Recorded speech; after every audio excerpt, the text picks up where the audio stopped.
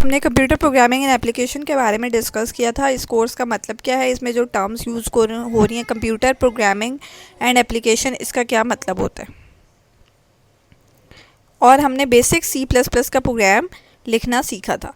ठीक है, अगर हम लास्ट लेक्चर का रिव्यू करें तो उसमें हम लोगों ने एक बेसिक स्ट्रक्चर लिखा था कि अगर हम कोई भी स्ट्रक्चर ऑफ C++ प्रोग्राम लिखते हैं तो हम सबसे पहले लाइब्रेरी फाइल ऐड करते हैं, उसके बाद हम लोग नेम स्पेस स्पेसिफाई करते हैं।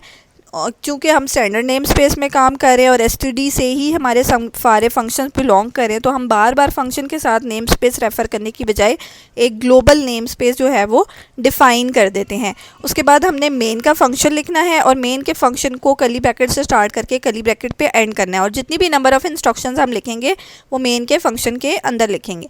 अगर इस प्रोग्राम को हम एग्जीक्यूट करें और हमारे पास स्क्रीन पे क्या प्रिंट होगा, hello space world computer program, computer space program और बाय।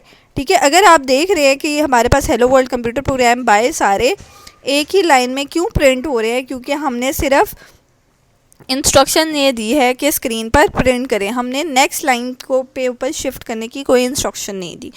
तो ऐसी क्या चीज़ है या ऐसी क्या इंस्ट्रक्शन है या ऐसा क्या फंक्शन है जिसके थ्रू हमारे पास अगर हम नेक्स्ट लाइन पे डाटा प्रिंट कराना चाहें तो हम नेक्स्ट लाइन पे डाटा कैसे प्रिंट कराते हैं। अगर हम इस प्रोग्राम में थोड़ी सी एडिशन कर लें, वो एडिशन ये है कि हम अपना जो भी स्ट्रिंग प्रिंट कराना है उसके बाद हम जो भी हमारे शिफ्ट ऑपरेटर्स हैं वो लगाएं और उसके बाद हम एंड एल ऐड करें। एंड एल का मतलब होता है एंड लाइन। ठीक है, एंड लाइन, ये एंड एल है, वन नहीं है। बहुत सारे लोग लैब में ये मिस्टेक करते हैं। तो एंड लाइन हमारे पास क्या होता है कि हेलो वर्ल्ड के बाद एक नेक्स्ट लाइन प्रिंट कर देता है और नेक्स्ट लाइन के अंदर हमारे पास कंप्यूटर प्रोग्राम प्रिंट हो जाएगा। उसके बाद हमने फिर एक नेक्स्ट लाइन प्रिंट कराई है तो उसके बाद हमारे पास ये कर्सर जो है वो नेक्स्ट लाइन पे शिफ्ट कर जाएगा और नेक्स्ट लाइन में हमारे पास बाय प्रिंट हो जाएगा। तो एंड एल हमारे पास बेसिकली क्या हुआ, एंड एल हमारे पास एक फंक्शन हुआ जो कि इंसर्ट करता है न्यू लाइन कैरेक्टर। ठीक है, न्यू लाइन कैरेक्टर इंसर्ट करने से हमारे पास जो कर्सर है वो नेक्स्ट लाइन पे शिफ्ट हो जाता है और जो भी आपने नेक्स्ट स्ट्रिंग प्रिंट की होती है वो नेक्स्ट लाइन में प्रिंट हो जाती है।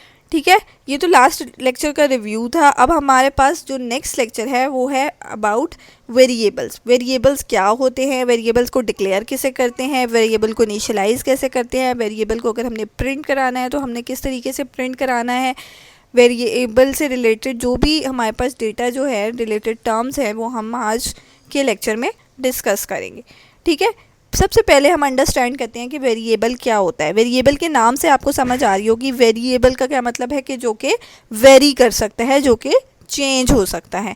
वेरिएबल की डेफिनेशन क्या होती है, variable is a value that can change any time. ठीक है, मैथमेटिकल टर्म में जब भी कोई भी वेरिएबल ऐसी चीज़ है अलजेब्रा की टर्म में जो कि चेंज हो सकती है। ठीक है, जब भी आप रूट्स वगैरह फाइंड आउट करते हैं तो रूट्स में समटाइम उसकी वैल्यू 5 आती है, समटाइम 7 आती है, तो इसका क्या मतलब है, वेरिएबल क्या है, जो कि चेंज हो जाता है। लेकिन अगर हम प्रोग्रामिंग टर्म में इसको डिफ़ाइन करें कि प्रोग्रामिंग में हमारे पास वेरिएबल होता क्या है, तो उसकी डेफिनेशन क्या होती है, it is a memory location use to store a data value, use to store a data value. ठीक है, हमारे पास क्या है, 3-4 इंपॉर्टेंट टर्म्स इसमें यूज़ हुई हैं। One is memory location, other is store, फिर डेटा वैल्यू।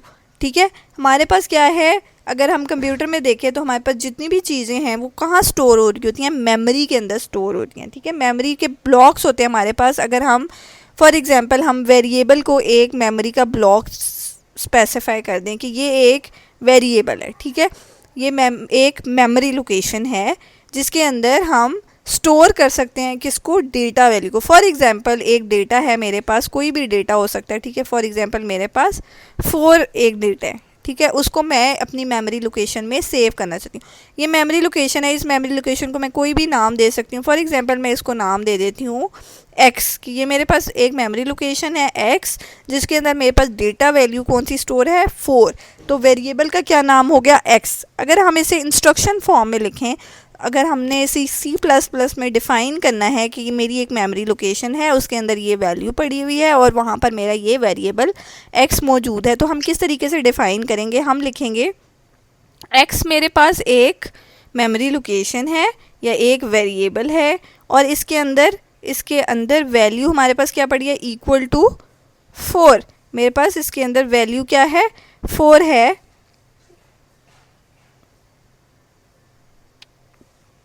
ठीक है। x के अंदर वैल्यू मेरे पास 4 सेव हो रही है, और जब भी किसी भी इंस्ट्रक्शन को हम एंड करते हैं तो हम एंड कैसे करते हैं प्रोग्रामिंग में, सेमी कॉलन से। सेमी कॉलन का मतलब है कि ये इंस्ट्रक्शन एंड हो गई है। x इक्वल टू 4 का क्या मतलब है, मेरे पास x एक मेमोरी लोकेशन है, एक वेरिएबल है जिसके अंदर 4 वैल्यू है। 4 इसके अंदर जाकर सेव हो रहा है इस लोकेशन के अंदर जाके, ठीक है। अब एक चीज़ और इस इंस्ट्रक्शन में ऐड होती है, दैट इज़ डेटा टाइप, ठीक है। डेटा टाइप का क्या मतलब है कि आप इस मेमोरी लोकेशन पे किस टाइप का डेटा सेव कर रहे हैं। फॉर एग्जांपल मैं इसमें 4 सेव कर रही हूँ, 4 इज़ एन इंटीजर, ठीक है। तो 4 हमारे पास एक इंटीजर है तो हम इसमें क्या, इसकी डेटा टाइप क्या लिखेंगे, इंट, ठीक है। इंट का मतलब है हमारे पास इंटीजर। इसके अलावा भी हमारे पास मल्टीपल डेटा टाइप्स होती हैं, जैसे अगर हमने अल्फ़ाबेट्स को सेव करना है, एक अल्फ़ाबेट को सेव करना है तो हम करैक्टर लेंगे, अगर ज़्यादा अल्फ़ाबेट को सेव करना है तो हमारी डेटा टाइप स्ट्रिंग होगी। इसी तरह अगर हमने 4 की बजाय 4.5 को सेव करना है तो हमारी डेटा टाइप फ्लोट होगी, और अगर हम पॉइंट के बाद 6 से ज़्यादा डेसिमल लेना चाहते हैं तो हम अपनी डेटा टाइप को डबल भी ले सकते हैं, ठीक है। तो डेटा टाइप हमारे पास बेसिकली स्पेसिफाई क्या करती है, डेटा टाइप स्पेसिफाई करती है कि हमारे पास वेरिएबल के अंदर किस टाइप का डेटा मौजूद है, ठीक है। कौन सा ऐसा डेटा है जो हमारे पास वेरिएबल के अंदर जा रहा है। अगर हमारे पास इंटीजर्स जा रहे होंगे तो हम इंट लिखेंगे, अगर हमारे पास पॉइंट वैल्यू जा रही होंगी तो हम फ्लोट लिखेंगे, और अगर हमारे पास कैरेक्टर जा रहा होगा तो हम इसमें क्या लिखेंगे, कैरेक्टर लिखेंगे। कैरेक्टर का क्या मतलब है, एक अल्फ़ाबेट, और अगर एक से ज़्यादा अल्फ़ाबेट्स जा रहे होंगे तो हम उसमें स्ट्रिंग डेटा टाइप डिफ़ाइन करेंगे। बेसिकली ये डेटा टाइप डिफ़ाइन करने का मकसद ये होता है क्योंकि मेमोरी में हमारे पास डेटा के हिसाब से हमने अपनी बाइट्स को रिज़र्व करना होता है, ठीक है। अगर हमने इंटीजर सेव करना है तो हमने उसके लिए 2 बाइट्स को रिज़र्व करना है, यानी 2 बाइट्स का मतलब क्या है, एक बाइट कितने बिट्स की होती है, 8 बिट्स की होती हैं, ठीक है। यानी 16 बिट्स को हमने सेव करना है। अगर हम कोई भी इंटीजर सेव करें तो वो 16 बिट्स के अंदर सेव होगा। अगर हमने अल्फ़ाबेट यानी करैक्टर सेव करना है तो करैक्टर के लिए हम लोग 1 बाइट जो है यानी 8 बिट्स जो हैं वो रिज़र्व करते हैं। इसलिए डेटा टाइप स्पेसिफाई करने का मकसद ये होता है कि मेमोरी में इतने बिट्स आप सेव कर लें, इतने बिट्स जो हैं वो रिज़र्व कर लें इस वेरिएबल x के लिए, यानी इस जो भी मेमोरी लोकेशन है उस मेमोरी लोकेशन के इतने अगले जो बिट्स हैं वो हमारे पास इंटीजर को स्टोर करेंगे, और इंटीजर हमारे पास उस इंटीजर का क्या नाम है, x नाम है। ये पर्पज़ होता है डेटा टाइप को स्पेसिफाई करने का, ठीक है। अब हमारे पास जो भी वेरिएबल की इंस्ट्रक्शन है इसको कहते हैं टाइप डिक्लेरेशन इंस्ट्रक्शन। इस टाइप डिक्लेरेशन इंस्ट्रक्शन के इम्पॉर्टेंट कंपोनेंट्स कौन कौन से हैं, एक हमारे पास हमने अंडरस्टैंड किया, एक है हमारे पास डेटा टाइप, ठीक है। सेकंड है हमारे पास, इसको कहते हैं हम वेरिएबल नेम। फिर हमारे पास इक्वल टू आ जाता है, जो कि इक्वल टू हमारे पास क्या है, असाइनमेंट ऑपरेटर भी इसको बोला जाता है। फिर 4 आ जाता है, 4 हमारे पास क्या है, वैल्यू है। और फिर सेमीकोलन आ जाता है, और सेमीकोलन हमारे पास क्या है, टर्मिनेशन ऑपरेटर है, ठीक है। ये हमारे पास कुछ इसकी टर्म्स हैं जो कि हम अंडरस्टैंड कर सकते हैं। अच्छा, ये तो हमारे पास डिफ़ाइन होती हैं, या इंट होगी या कैरेक्टर होगी या स्ट्रिंग होगी, ये कीवर्ड्स होते हैं, ये डिफ़ाइन होते हैं, आपने वही यूज़ करने होते हैं, ठीक है। इक्वल टू आपके पास डिफ़ाइन है कि आपने इक्वल टू असाइनमेंट ऑपरेटर है, इक्वल टू लगाएंगे तो जो इसके आपके साइड पे वैल्यू होगी वो वैल्यू आपके वेरिएबल के अंदर सेव हो जाएगी, ठीक है। इसी तरह सेमीकोलन डिफ़ाइन है कि आपके पास सेमीकोलन का मतलब है आपकी वैल्यू जो है वो एंड हो जाएगी। अब जो चीज़ आपको डिफ़र कर रही है वो है x, ठीक है। आप डिफरेंट टाइप के वेरिएबल ले सकते हैं, आप एक प्रोग्राम में मल्टीपल वेरिएबल ले सकते हैं, x ले सकते हैं, a ले सकते हैं, b ले सकते हैं, नाम ले सकते हैं, सैलरी ले सकते हैं, कोई भी वेरिएबल नेम आप डिफ़ाइन कर सकते हैं। अब जो नेम आपने डिफ़ाइन करना है वो नेम आपने कैसे रखना है, वो नेम रखने के कुछ रूल्स होते हैं, ठीक है। वो रूल्स क्या है, rules for constructing the variable name, कि हम वेरिएबल नेम किस तरीके से रख सकते हैं, वेरिएबल नेम का क्या क्या रूल्स हैं जिसके थ्रू हमारा जो वेरिएबल नेम है वो वैलिड होगा। सबसे पहले तो हमारे वेरिएबल की जो लेंथ है वो 1 to 31 कैरेक्टर्स तक हो सकती है, ठीक है। कुछ कंपाइलर्स हमारे पास 247 कैरेक्टर्स हमें अलाउ करते हैं कि हम 247 कैरेक्टर लॉन्ग जो है वो अपना वेरिएबल नेम लिख सकते हैं, लेकिन हम जो है बेटर ये है कि आप 31 कैरेक्टर्स तक ही स्टिक रहें, क्योंकि अगर आप कंपाइलर स्विच करें और आपका कंपाइलर 247 कैरेक्टर्स को सपोर्ट नहीं कर रहा तो आपको सारे वेरिएबल्स को दोबारा से चेंज करना पड़ेगा। और अगर आप बहुत लंबा वेरिएबल नेम लेंगे तो आपकी टाइपिंग एफर्ट भी बहुत ज़्यादा होगी, ठीक है। तो इसलिए आप कोशिश करें कि 31 से लेस ही हो। बेसिकली बेस्ट वेरिएबल यही होता है कि जो आपका कोई मीनिंग प्रोड्यूस कर और, ठीक है। फॉर एग्जांपल आपने नंबर सेव करना है तो आप नाम रख लें, आपने सैलरी सेव करनी है तो आप सैलरी उसका नाम रख सकते हैं, ताकि आपके वेरिएबल से आपको समझ आ जाए कि इसके अंदर सैलरी सेव हो रही है। मीनिंगफुल वर्ड्स होने चाहिए और जिससे अंडरस्टैंडिंग हो सके, ठीक है।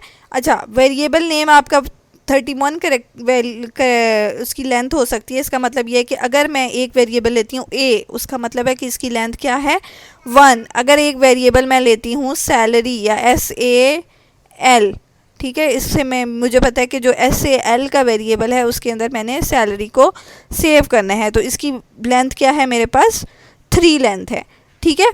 अच्छा, पहली बात तो हमने स्पेसिफाई कर दी कि उसकी लेंथ क्या होगी, और इस लेंथ के अंदर बेसिकली हमारे पास क्या क्या सकता है कि जिसके थ्रू हमारे पास वैलिड नेम बनता है। एक तो हमारे पास कैपिटल A से कैपिटल Z तक की जो वैल्यूज़ हैं वो हो सकती हैं, ठीक है। एक हमारे पास स्मॉल a से स्मॉल z, यानी कैपिटल A और स्मॉल a से लेकर z तक हमारे पास जो भी कैरेक्टर्स हैं हम यूज़ कर सकते हैं। जैसे इसमें मैंने अभी सारे स्मॉल यूज़ किए हैं, इसी तरह आप कैपिटल लेटर्स भी यूज़ कर सकते हैं। कैपिटल लेटर में फॉर एग्जांपल मैंने एक वेरिएबल बना लिया एरिया का, एक उसमें मैंने कैपिटल रख लिया AR बना लिया फॉर एग्जांपल, ठीक है। तो ये मेरे पास क्या है, ये मेरे पास ये भी एक वैलिड कैरेक्टर नेम है। दूसरा मेरे पास क्या है कि मैं डिजिट्स भी यूज़ कर सकती हूँ। अभी तो हम सिर्फ अल्फ़ाबेट्स बना रहे थे, अगर आप ले लो AR2 तो ये भी आपके पास एक वैलिड है कि इसमें आपने नंबर यूज़ करें हैं, ठीक है। जिस तरह आपने A to Z के बीच में आपने A और R 2 दफ़ा यूज़ कर लिया, इसी तरह आप नंबर्स को भी एक से ज़्यादा दफ़ा यूज़ कर सकते हैं। 21 या A1 R2 लिख सकते हैं, कुछ भी आप इसमें कॉम्बिनेशन बना सकते हैं। और स्पेशल कैरेक्टर में से सिर्फ आप अंडरस्कोर यूज़ कर सकते हैं। अंडरस्कोर का क्या मतलब है कि फॉर एग्जांपल A_R2 ये मैं ले लेती हूँ एक वेरिएबल का नाम, तो ये भी एक वैलिड है, ठीक है। स्पेशल कैरेक्टर्स क्या होते हैं, आपके पास @ हो गया, हैश हो गया, आपके पास ब्रैकेट्स हो गई, मल्टीप्लाई का साइन हो गया, डिफरेंट टाइप के आपके स्पेशल कैरेक्टर्स हो सकते हैं जिनको आप यूज़ नहीं कर सकते वेरिएबल नेम में, ठीक है। वेरिएबल नेम में आप सिर्फ अंडरस्कोर को यूज़ कर सकते हैं। ये तो हमारा फर्स्ट रूल था कि 31 कैरेक्टर की लेंथ होनी चाहिए और उस लेंथ के अंदर हमारे पास अल्फ़ाबेट्स हो सकते हैं, कैपिटल भी और स्मॉल भी, और हमारे पास नंबर्स हो सकते हैं और अंडरस्कोर हो सकता है। इसके अलावा कोई और सिंबल हम यूज़ नहीं कर सकते वेरिएबल नेम में, ठीक है। सेकेंड रूल हमारे पास क्या है, द फर्स्ट कैरेक्टर, ठीक है, जो भी वेरिएबल का पहला कैरेक्टर है वेरिएबल के नेम का, मस्ट बी एन अल्फ़ाबेट और अंडरस्कोर।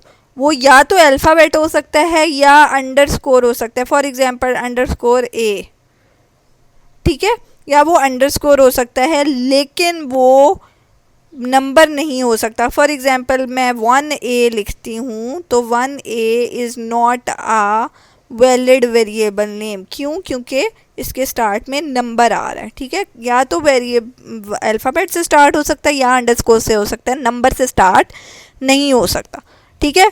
फिर आप जो भी वेरिएबल नेम लिखते हैं उसमें सारे नंबर्स या सारे जो भी अल्फ़ाबेट्स हैं, जो भी लेटर्स हैं उसके, वो कंबाइन लिखते हैं। आप उसके बीच में कोई स्पेस नहीं देते, ना ही कोई कॉमा ऐड करते हैं। नो कॉमा और blanks are allowed within the variable name. ये हमारा थर्ड रूल है कंस्ट्रक्शन ऑफ द वेरिएबल का। फिर हमारे पास आ जाते हैं no special symbol other than underscore, ठीक है। वो वही वाली बात है जो ऊपर हमने स्पेसिफाई कर दी थी कि सिर्फ एक स्पेशल सिंबल यूज़ कर सकते हैं, दैट इज़ अंडरस्कोर। उसके अलावा हमारे पास कोई और स्पेशल सिंबल यूज़ नहीं हो सकता। अंडरस्कोर हमारे पास डिफरेंट होता है डैश से, ठीक है, ये याद रखना है। अंडरस्कोर आप यूज़ कर सकते हैं, डैश को आप यूज़ नहीं कर सकते, ठीक हो गया। अच्छा, अब हमारे पास मैंने कुछ लिस्ट बनाई है वेरिएबल नेम्स की। हम देखते हैं इनमें से कौन सा वैलिड है और कौन सा वैलिड नहीं है और उसकी रीज़न क्या है, ठीक है। फर्स्ट हमारे पास जैसे है 12 सेल, ठीक है। अब आपको पता है कि एक हमारा रूल था कि हम वेरिएबल के नेम को नंबर से स्टार्ट नहीं कर सकते, so this is an invalid variable name. अगर आप इसको अपनी इंस्ट्रक्शन में लिखेंगे तो एरर आएगा, ठीक है। सेकंड है सैलरी 12, अगर इसी 12 को मैंने आगे शिफ्ट कर दिया तो ये वैलिड है क्योंकि हमारे पास स्टार्ट में नंबर्स नहीं आ सकते। इसी तरह अंडरस्कोर है, कैपिटल लेटर हैं और नंबर्स का कॉम्बिनेशन है, तो ये भी एक वैलिड आपके पास अल्फ़ाबेट है। फिर नेक्स्ट में आपके पास जो स्पेशल सिंबल यूज़ हो रहा है, हैश यूज़ हो रहा है, इसका मतलब है कि ये एक इनवैलिड वेरिएबल नेम है। नेक्स्ट में आपके पास ए स्पेस 12 आ रहा है, इसका क्या मतलब है कि स्पेसेस अलाउ नहीं थी, तो ये एक इनवैलिड होगा। फिर अंडरस्कोर ए है, अंडरस्कोर का क्या मतलब है कि हम वेरिएबल नेम को अंडरस्कोर से स्टार्ट कर सकते हैं, तो ये वैलिड है। अंडरस्कोर पी आर भी वैलिड है, A B C underscore P valid है, N123 भी वैलिड है और वैल्यू अंडरस्कोर 786 भी वैलिड है, ठीक है। तो ये कुछ वेरिएबल मैंने बनाए थे, आप अपनी तरफ से भी वेरिएबल क्रिएट कर सकते हैं और आप चेक कर सकते हैं कि ईदर दे आर वैलिड और नॉट, ठीक है। अच्छा, अब वेरिएबल में ये तो आपको अंडरस्टैंड होगी कि वेरिएबल को डिफ़ाइन करने के रूल्स क्या होते हैं, आप किस कॉम्बिनेशन के वेरिएबल को बना सकते हैं, कौन सा कॉम्बिनेशन वैलिड है, कौन सा इनवैलिड है, ठीक है। फिर हमारे पास एक इम्पॉर्टेंट टर्म होती है केस सेंसिटिविटी, उसको समझना बहुत ज़रूरी है इन केस अगर आप कोई वेरिएबल बना रहे हैं, ठीक है। केस सेंसिटिव का क्या मतलब है, केस सेंसिटिव का क्या मतलब है कि आप अपर केस या लोअर केस लेटर, ठीक है। अपर केस लोअर केस आपको अभी अंडरस्टैंडिंग नहीं होगी। अपर केस का मतलब होता है अल्फ़ाबेट्स में आपके पास कैपिटल लेटर्स या आपके पास कॉमन यानी स्मॉल लेटर्स जो होते हैं वो आपके पास डिफरेंट होते हैं, ठीक है। हम इस डेफिनेशन को एक दफ़ा पढ़ लेते हैं। Variables names are case sensitive, variable name case sensitive होते हैं which specify that each letter of a word और term must be type exactly as required और शोन एज कैपिटल, ठीक है। इसका क्या मतलब है कि जो भी वर्ड या टर्म आप वेरिएबल के अंदर यूज़ करेंगे वो आपके पास इसी तरह से मेंशन होगी जिस तरीके से आपने उसको डिफ़ाइन किया। अगर कैपिटल लेटर लिया है तो कैपिटल होगा, अगर स्मॉल यानी कॉमन लेटर लिया है तो स्मॉल होगा, ठीक है। कैपिटल लेटर को प्रोग्रामिंग की टर्म में अपर केस कहते हैं और कॉमन लेटर को प्रोग्रामिंग की टर्म में लोअर केस लेटर्स कहते हैं, ठीक है। अब हम इस टर्म को कैपिटल और स्मॉल लेटर्स की बजाय अपर केस और लोअर केस जो है वो यूज़ करेंगे, ठीक है। इसका क्या मतलब है, अगर एक वेरिएबल मैंने बनाया SAL, ठीक है, तो उसमें अगर मैंने S को कैपिटल रखा और बाकी को स्मॉल रखा तो वो एक डिफरेंट वेरिएबल होगा। सारे स्मॉल रखे तो डिफरेंट वेरिएबल होगा, कोई और लेटर कैपिटल कर दिया तो डिफरेंट वेरिएबल होगा, सारे कैपिटल कर दिए तो डिफरेंट। तो ये सारे वेरिएबल बेसिकली आपके पास डिफरेंट वेरिएबल्स हैं, इनमें से कोई भी एक दूसरे के सेम नहीं है। तो आपने अगर इस वेरिएबल को रेफ़र करना है तो आपने S को कैपिटल रखना है, तभी इस वेरिएबल की वैल्यू आप गेट कर सकेंगे, ठीक हो गया। अच्छा, अब वेरिएबल डेक्लरेशन क्या होती है, ठीक है। जब भी आप वेरिएबल डेक्लरेशन आपको टर्म यूज़ हो तो इसका क्या मतलब होता है कि अनाउंस कर रहे हैं, आप डिफ़ाइन कर रहे हैं कि आपके पास एक मेमोरी लोकेशन है, उसका ये नाम है, उसके अंदर ये वैल्यू आपकी आपके पास ये वेरिएबल नेम है और उसका ये नाम है और उसके अंदर इस टाइप की डाटा पड़ा हुआ है, ठीक है। सिर्फ ये डिफ़ाइन करना जो होता है वो डेक्लरेशन होता है, ठीक है। डेक्लरेशन क्या हो गया, आपने अनाउंस कर दिया कि मेमोरी में ये जगह आपकी इसके अंदर इस टाइप का डाटा पड़ा हुआ है और ये आपकी जगह जो है वो रिज़र्व है, ठीक है। Variable must be declared before they can be use. Variable जब भी आपने यूज़ करने हैं, यूज़ करने से पहले आपने डिक्लेयर करने हैं। अब वेरिएबल मैंने आपको पहले भी हमने शुरू में जब एग्जाम्पल डिस्कस की है तो वेरिएबल हमारे पास 3 तरह के हो सकते हैं, इससे ज़्यादा तरह के भी हो सकते हैं, लेकिन बेसिक तो 3 डाटा टाइप्स हैं, वो हैं इंटीजर्स यानी नंबर्स, रियल यानी पॉइंट वैल्यू, कैरेक्टर यानी लेटर्स जो आपके पास अल्फ़ाबेट्स होते हैं, ठीक है। वो अल्फ़ाबेट्स या जो आपके पास कीबोर्ड के जितने भी कैरेक्टर्स होते हैं उनको बेसिकली कैरेक्टर कहा जाता है। इसमें सिर्फ ABC नहीं आता बल्कि 1 2 3 भी आता है, ठीक है। इसका क्या मतलब हुआ कि आपके कीबोर्ड के अंदर जितनी भी की वैल्यूज़ हैं वो बेसिकली आपकी क्या है, कैरेक्टर्स हैं, ठीक है। फॉर एग्जांपल आपके पास @ का सिंबल है, आपके पास 1 है, आपके पास X है, आपके पास बैकस्लैश है, ये सारे आपके पास क्या हैं, कैरेक्टर्स हैं, ठीक है। तो कैरेक्टर डाटा टाइप में आप कोई भी सिंबल या कोई भी नंबर या कोई भी अल्फ़ाबेट जो है वो स्टोर कर सकते हैं, ठीक हो गया।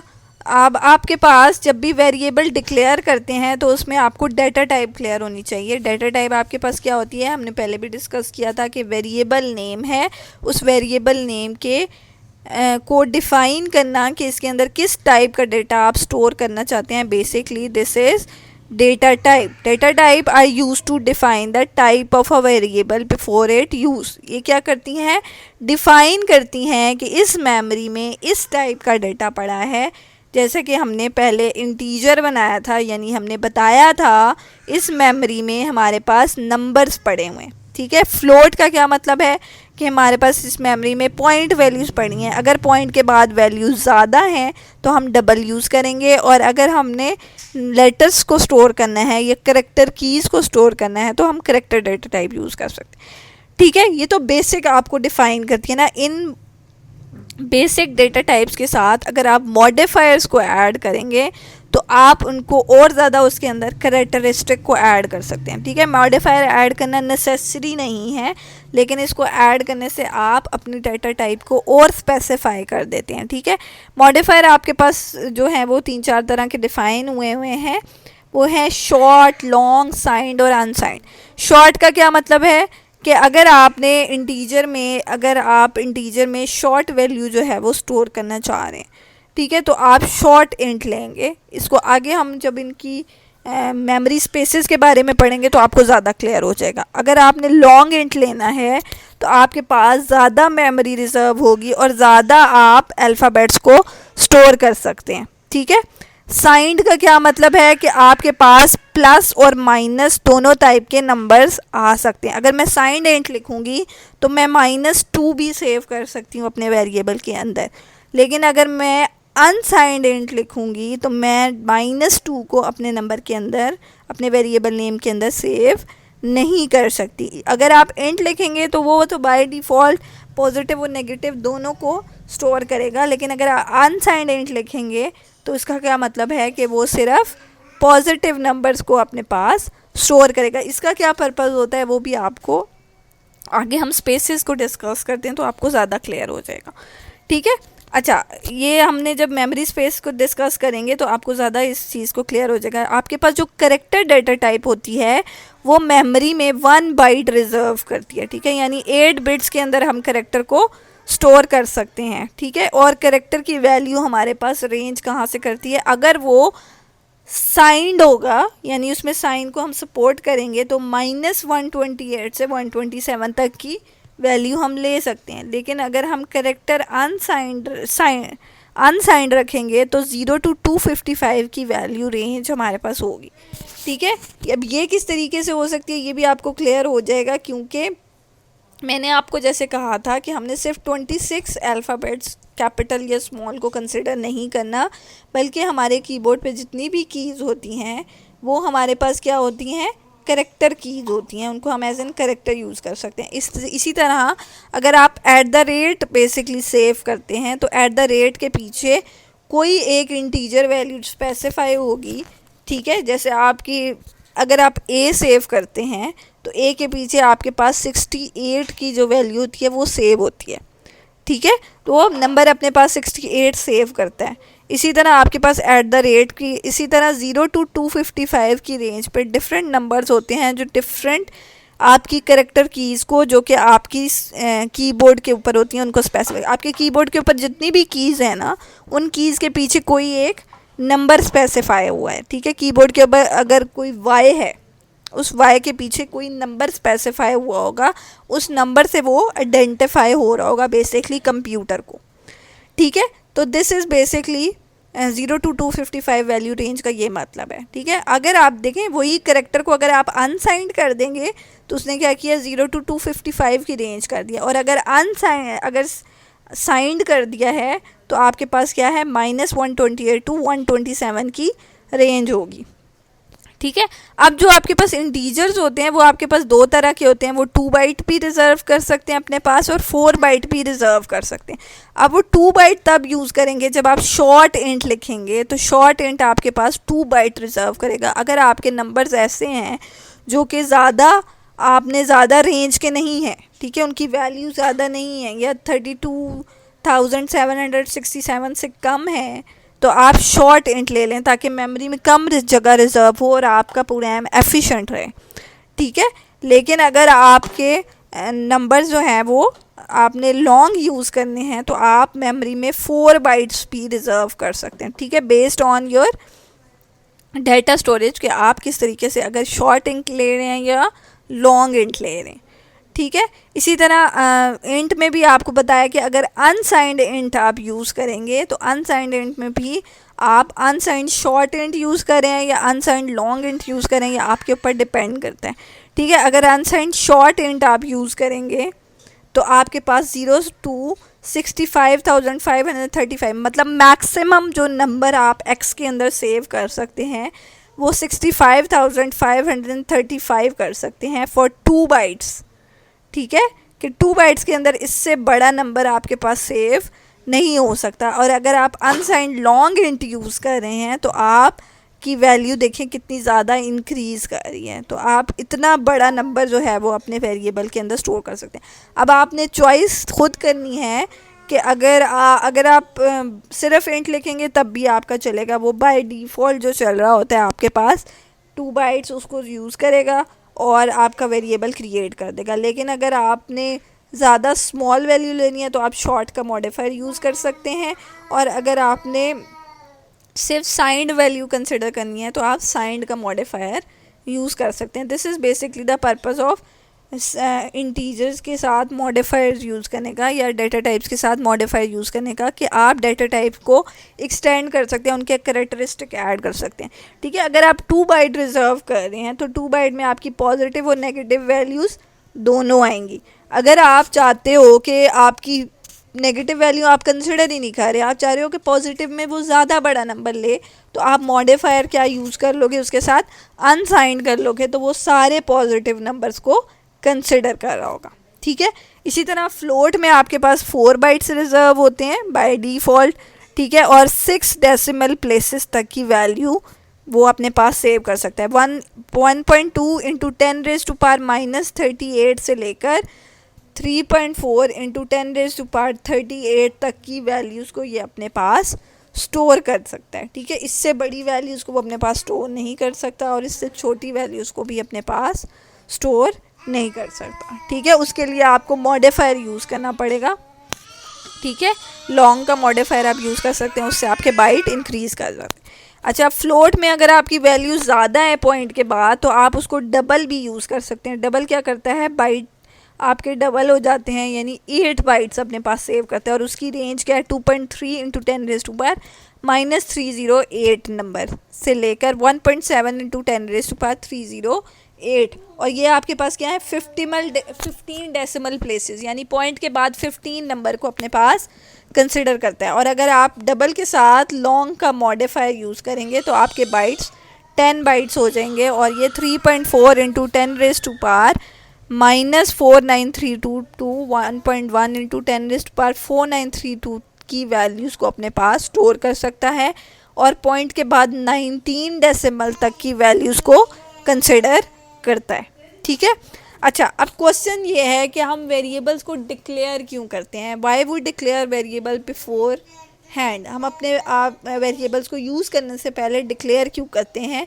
डिक्लेरेशन का मकसद ये होता है कि हम अपने सॉफ्टवेयर को बता दें कि हमने मेमोरी में इतनी स्पेस जो है वो अपने इस वेरिएबल के लिए स्टोर रिज़र्व कर लेनी है, इस स्पेस पे इस वेरिएबल का डाटा ही स्टोर हो, कोई और डाटा स्टोर ना हो। टाइप डिफाइन करने से क्या होता है, उतने बाइट्स जो हैं वो रिज़र्व, अभी हमने डिस्कस किया है कि कैरेक्टर के लिए कितने बाइट्स होते हैं, इंटीजर्स के लिए कितने बाइट्स होते हैं, फ्लोट्स के लिए कितने बाइट्स होते हैं। तो बेसिकली इसका मकसद ये है कि ये सॉफ्टवेयर को बता दे कि आपने कितने बाइट्स रिज़र्व करने हैं C++ के इस वेरिएबल को सेव करने के लिए, ठीक है।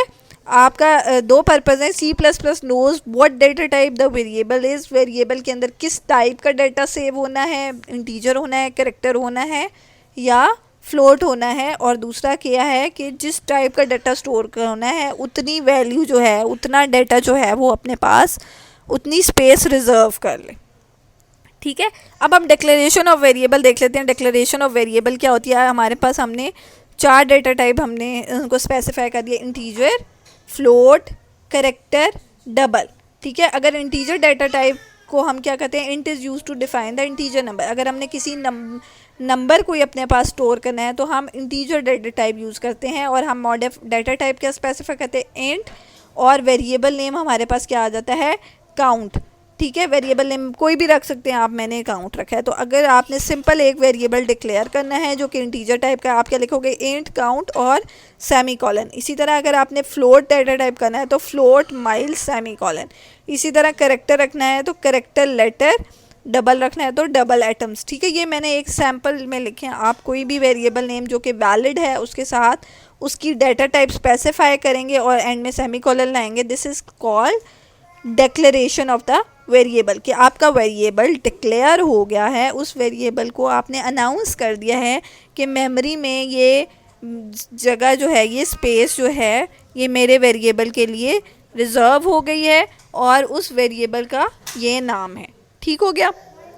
अब सेकंड टर्म हमारे पास होती है, अभी हमने वेरिएबल इनिशियलाइजेशन को डिस्कस नहीं किया। ठीक है, जो हमने बेसिक एग्जांपल डिस्कस की थी शुरू में, उसमें हमने क्या लिखा था, इंट x इक्वल टू 7। ठीक है, उसका क्या मतलब था कि 7 वैल्यूज़ के अंदर सेव हो रही है। तो डिक्लेरेशन में बेसिकली वैल्यू सेव नहीं हो रही होती, डिक्लेरेशन में सिर्फ आप नाम स्पेसिफाई कर रहे होते हैं और उसके साथ उसकी डेटा टाइप स्पेसिफाई कर रहे होते हैं। अगर आप वेरिएबल को कोई वैल्यू दे दें उस डेटा टाइप की, उस टाइप की, ठीक है, अगर इंटीजर टाइप का वेरिएबल है तो उसके अंदर इंट नंबर स्टोर कर दें तो बेसिकली वो हमारे पास क्या होगी, वेरिएबल इनिशियलाइजेशन होगी। इनिशियलाइजेशन क्या होता है, वेरिएबल को वैल्यू देना। ठीक है, वेरिएबल के अंदर उस वैल्यू को स्टोर करना। ठीक है, giving value to the variable is called variable initialization. We have to explicitly initialize the variable we create. ठीक है, हमने जो भी वैल्यू देनी होती है वेरिएबल को हम खुद से देते हैं या यूज़र से इनपुट लेकर देते हैं। ठीक है, इनिशियलाइजेशन की एग्जांपल क्या है, फर्स्ट आपकी टाइप डिक्लेरेशन हो रही है इंट काउंट, और अगर आप काउंट इक्वल टू 5 कर दें तो आपके पास ये क्या है, इनिशियलाइजेशन है। ये क्या है आपके पास, डिक्लेरेशन, और ये आपके पास क्या है, इनिशियलाइजेशन। इसी तरह आप डिफरेंट डेटा टाइप्स की डिक्लेरेशन और इनिशियलाइजेशन कर सकते हैं। इंट में आपको नज़र आ रहा है कि इंट में आपने 5 वैल्यू स्टोर कर दी, माइल्स में आपने 7.5 स्टोर कर दिया है। अब आपने लेटर अगर आप ले रहे हो, लेटर में आपको पता है कि जब भी आप लेटर लेते हैं तो उसमें वैल्यू स्टोर करने का मेथड थोड़ा सा डिफरेंट होता है। जो भी वैल्यू आपने स्टोर करनी है उसको आपने सिंगल कोट्स के अंदर लिखना है। ठीक है, इस लेटर के अंदर आपका x सेव हो रहा है, उसका क्या मतलब है कि x आप जब भी करेक्टर डेटा टाइप लेंगे उसकी वैल्यू जो भी होगी वो आप सिंगल कोट के अंदर लिखेंगे, और करेक्टर डेटा टाइप में सिर्फ एक करेक्टर आप सेव कर सकते हैं। ठीक है, अगर मैं लेटर के अंदर अपना नाम सेव करना चाहूँ, एरम, IRAM, 4 लेटर्स, तो वो मैं सेव नहीं कर सकती। इसके अंदर मैं सिर्फ एक लेंथ का या A सेव कर सकती हूँ या B कर सकती हूँ या C, ABC कंबाइन करके या AB कंबाइन करके सेव नहीं कर सकती। करेक्टर के अंदर हम सिर्फ एक लेटर सेव कर सकते हैं। अगर मैंने अपना नाम स्पेसिफाई करना है तो उसके लिए हम स्ट्रिंग डेटा टाइप यूज़ करते हैं। ठीक है, वो हमारी एडवांस में आ जाती है, हम उसको बाद में डिस्कस करेंगे। अभी हम सिर्फ अगर एक लेटर सेव करना है तो हम करेक्टर के अंदर सेव करेंगे, दूसरा उसको इनिशियलाइज करते हुए सिंगल कोट्स के अंदर लिखेंगे उस वैल्यू को। ठीक हो गया। अच्छा, डबल डेटा टाइप हमारे पास पॉइंट के बाद ज़्यादा बिग फ्लोटिंग पॉइंट्स को जो है वो एक्सेप्ट करती है, पॉइंट के बाद ज़्यादा वैल्यूज़ को एक्सेप्ट करती है।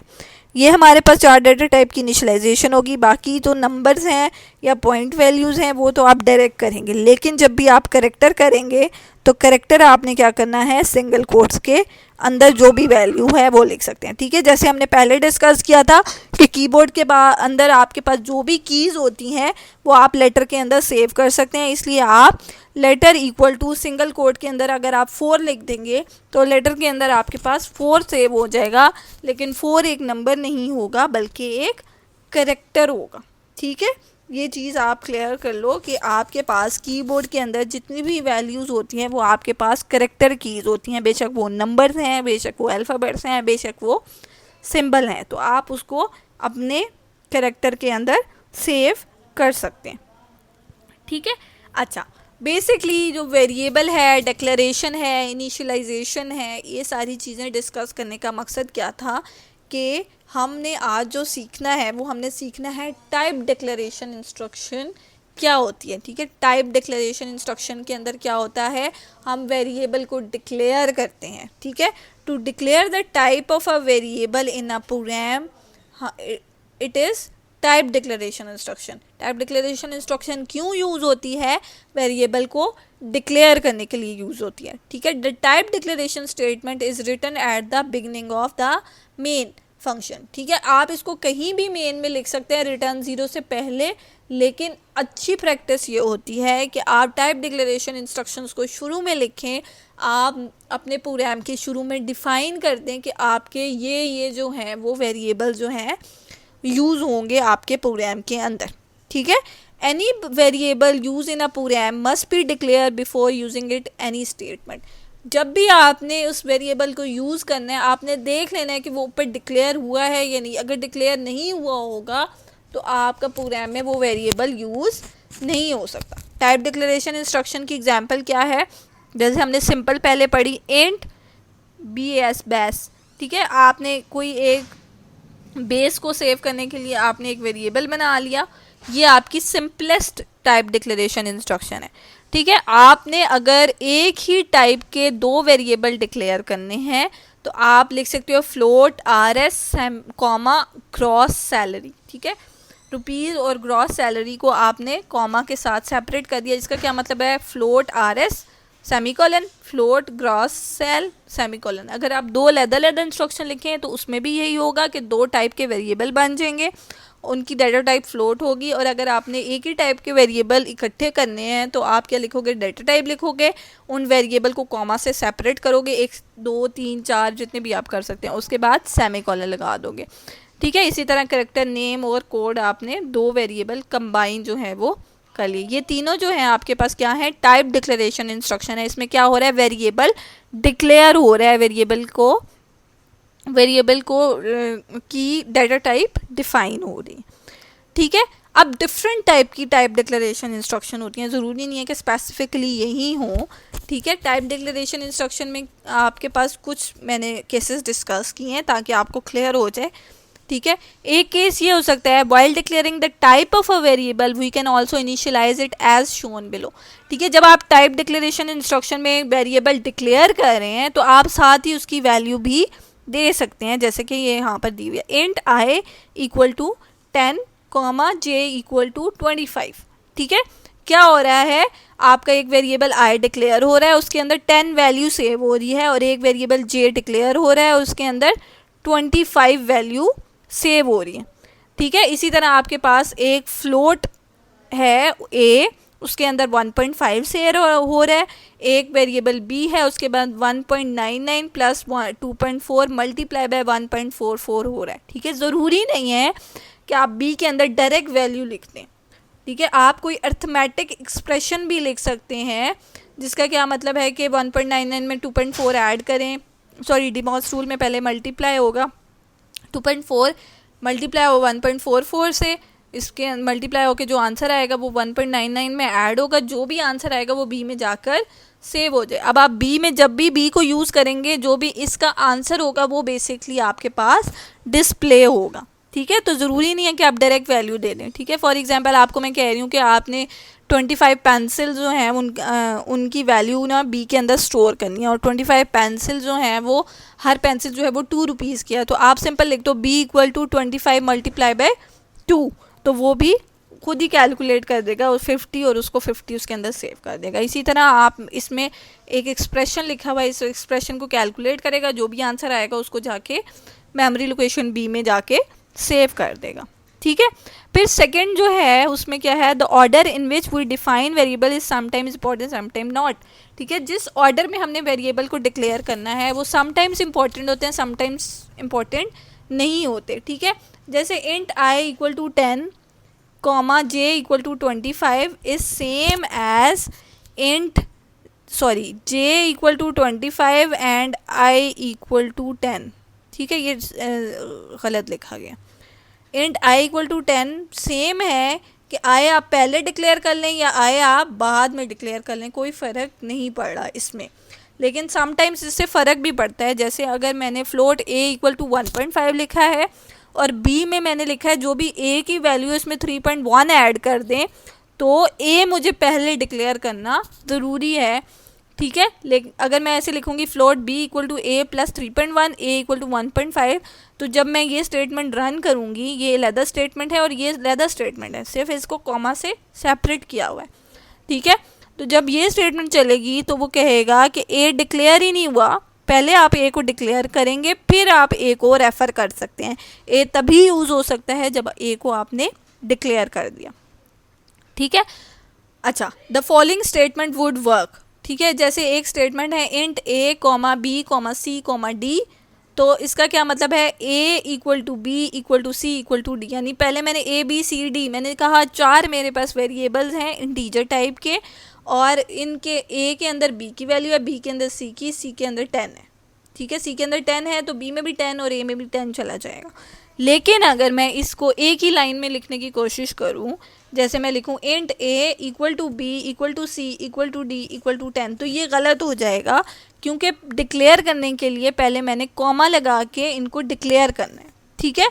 मैं लिखूँगी int a comma b comma c comma d equal to 10, ये कर सकती हूँ मैं कि d में वैल्यू 10 दे दूँ, या int a equal to 10 comma b equal to 10 c comma c equal to 10, वो कर सकती हूँ। लेकिन ये नहीं कर सकती क्योंकि इसमें अभी b c d जो हैं वो डिक्लेयर नहीं हुए। ये a इक्वल टू b का क्या मतलब है, जो b वेरिएबल है उसकी वैल्यू इसमें डाल दो। अब b तो डिक्लेयर ही नहीं हुआ, डिक्लेयर कैसे होगा, या तो मैं इसमें कॉमा लगाती, ठीक है। तो ये मेरी स्टेटमेंट गलत है और ये स्टेटमेंट सही है, ठीक है। देखने में दोनों एक जैसी लग रही हैं लेकिन इनमें डिफरेंस है, ठीक है। अब वेरिएबल जो है, अगर हम जो लास्ट हमने प्रोग्राम पढ़ा था, अगर हम उसमें देखें कि वेरिएबल कैसे हम प्रिंट करा सकते हैं, तो ये लास्ट प्रोग्राम बिल्कुल लाइब्रेरी ऐड की, यूजिंग नेम स्पेस std लिखा, मेन का फंक्शन लिखा, कर्ली ब्रैकेट स्टार्ट किया, कर्ली ब्रैकेट से एंड किया। अब हमने टाइप डिक्लेरेशन इंस्ट्रक्शन लिखी, ठीक है, इंट नम, और मैंने क्या लिखा, सी आउट इक्वल शिफ्ट ऑपरेटर और नंबर को मैंने प्रिंट करा दिया है। अब ये देखें, चूँकि ये वेरिएबल नेम है इसलिए मैंने इसको डबल कोट्स के अंदर नहीं लिखा। वैसे अगर हम स्ट्रिंग प्रिंट कराते हैं हेलो वर्ल्ड या अपना नाम, तो उसको हम डबल कोट्स के अंदर लिखते हैं, लेकिन अगर हम वेरिएबल सेव करा रहे हैं, वेरिएबल प्रिंट करा रहे हैं, तो उसको हम डायरेक्ट नहीं लिखेंगे, ठीक है। उसको डायरेक्ट लिखेंगे, उसको डबल कोट्स के अंदर नहीं लिखेंगे, ठीक हो गया। अच्छा, इसमें मैंने चूँकि वैल्यू नहीं डाली इसलिए ज़ीरो प्रिंट होगा। आप इसको करके देख लें। अगर आपने इसमें वैल्यू भी प्रिंट करानी है, जैसे मैं लिखूँ इंट नम इक्वल टू 7 और फिर मैं सी आउट की स्टेटमेंट लिखूँ तो 7 मेरे पास स्क्रीन पे प्रिंट हो जाएगा, ठीक है। अगर नहीं लिखूँगी तो C++ बाय डिफ़ॉल्ट नम के अंदर 0 सेव कर देता है तो 0 प्रिंट हो जाएगा, ठीक है। ये आप करके भी देख सकते हैं खुद से। अच्छा, अब हम देखते हैं कि following are some example of the uses of out. अगर मैं लिखूं float SI equal to 7.5, R equal to 7.8, int P equal to 5, तो ये वैलिड स्टेटमेंट है कि मैंने क्या किया, SI वेरिएबल लिया, उसमें 7.5 सेव किया, कॉमा लगाया, R वेरिएबल डिक्लेयर किया, उसके अंदर 7.8 वैल्यू डाली, ठीक है, और P वेरिएबल ले लिया। अब मैं प्रिंट क्या करा रही हूँ, SI P और SI, ठीक है। अच्छा, अब आप इसको प्रिंट कराएंगे तो आपके पास क्या आउटपुट आनी चाहिए, बेसिकली आपके पास आउटपुट क्या आएगी, 7.5, और P के अंदर आपके पास क्या वैल्यू है, 5, तो दोबारा से 5 आ जाएगा, और SI के अंदर आपके पास क्या वैल्यू है, 7.5, ठीक है। चूँकि इसमें एंड एल नहीं लगा इसलिए सारी वैल्यूज़ जो हैं वो इसी तरीके से इकट्ठे प्रिंट हो जाएंगी। अगर आप एंड एल लगाते तो ये नेक्स्ट लाइन पे प्रिंट होती, ठीक है। अब इस तरह से समझ नहीं आ रहा तो आप एंड एल लगा के भी इसको अंडरस्टैंड कर सकते हैं। दूसरा ये कि आप इसके साथ कॉम्बिनेशन ऑफ द स्ट्रिंग यानी कैरेक्टर्स को भी प्रिंट कर सकते हैं कि इसका ये मतलब है, ठीक है। जैसे मैंने लिखा सी आउट डबल कोट्स के अंदर लिखा simple interest equal to RS, और फिर मैंने ये बंद कर दिया, यानी स्क्रीन पे क्या प्रिंट होगा, simple interest equal to RS dot print होगा। फिर शिफ्ट ऑपरेटर लगाया और शिफ्ट ऑपरेटर के बाद मैंने SI की क्या वैल्यू है, 7.5, और फिर एंड एल लगा दिया नेक्स्ट लाइन, तो मेरे पास स्क्रीन पे क्या प्रिंट होगा, simple interest equal to rupees dot, और उसके बाद 7.5 प्रिंट हो जाएगा और फिर नेक्स्ट लाइन प्रिंट हो जाएगी। ठीक है, ये आपने सोचना है कि इसकी आउटपुट क्या आएगी, मैं आपको बता तो रही हूँ लेकिन आपने खुद से भी सोचना है। ठीक है, फिर आपके पास क्या है, प्रिंट इक्वल टू, अच्छा ये आप अभी मैंने नहीं पढ़ाया तो ये अभी रहने दे, प्रिंट इक्वल टू, ये गलत हो जाएगा, अच्छा प्रिंट इक्वल टू और उसके बाद पी और आर, ये जो मैंने काट दिया ये अभी आप कंसिडर ना करें, हम सिर्फ ये कंसिडर करते हैं print equal to double quotes और शिफ्ट ऑपरेटर पी, फिर शिफ्ट ऑपरेटर आर और फिर एंड एल। तो ये बेसिकली क्या प्रिंट करेगा, प्रिंट इक्वल टू 5 और साथ ही आपके पास आर की क्या वैल्यू थी 7 है, यानी 57.8 प्रिंट कर देगा। क्यों, क्योंकि इसके बीच में ना तो स्पेस है ना न्यू लाइन है, तो लिखेगा प्रिंट इक्वल टू 57.8। ठीक हो गया, तो आपने इसको ज़रा डिफ़र करके प्रिंट कराने की जब हम कोशिश करेंगे लैब में तो आपको इसकी ज़्यादा अंडरस्टैंडिंग हो जाएगी कि किस तरीके से हम कॉम्बिनेशन ऑफ वेरिएबल और स्ट्रिंग्स जो हैं वो प्रिंट कर सकते हैं। ठीक है, अच्छा अब ज़रूरी नहीं है कि आप डायरेक्ट वेरिएबल प्रिंट कराएं, जिस तरह हमने वेरिएबल के अंदर एक्सप्रेशन को सेव कर लिया था इसी तरीके से हम एक्सप्रेशन भी प्रिंट करा सकते हैं। हम लिखेंगे cout equal to A plus B multiply by C minus D. तो अगर ऊपर हमारे जो वेरिएबल ये डिक्लेयर हुए होंगे तभी ये स्टेटमेंट चलेगी, ए बी सी डी को हमने ऊपर डिफाइन करना है पहले। तो वो क्या होगा, इनकी वैल्यू से जो आंसर कैलकुलेट होगा वो स्क्रीन के ऊपर प्रिंट हो जाएगा। तो ज़रूरी नहीं है कि हम एक्सप्रेशन में डायरेक्ट वेरिएबल ही लिखें, बल्कि हम एक एक्सप्रेशन भी लिख सकते हैं जो कि हमारे पास प्रिंट हो सकता है। Output function can not only print values of variables, it can also print the result of the expression. ठीक है, वेरिएबल आपके पास एक्सप्रेशन ज़रूरी नहीं है कि इसमें सारे वेरिएबल्स हों, जैसे इसमें फॉर्चुनेटली इसमें सारे जो हैं वो सारे वेरिएबल्स हैं। इसमें आप फॉर एग्जांपल यहाँ पे आप सी की बजाय 10 भी लिख सकते हैं। ठीक है, कॉन्स्टेंट्स भी लिख सकते हैं। एक्सप्रेशन में आपके कॉन्स्टेंट और वेरिएबल का कॉम्बिनेशन हो सकता है।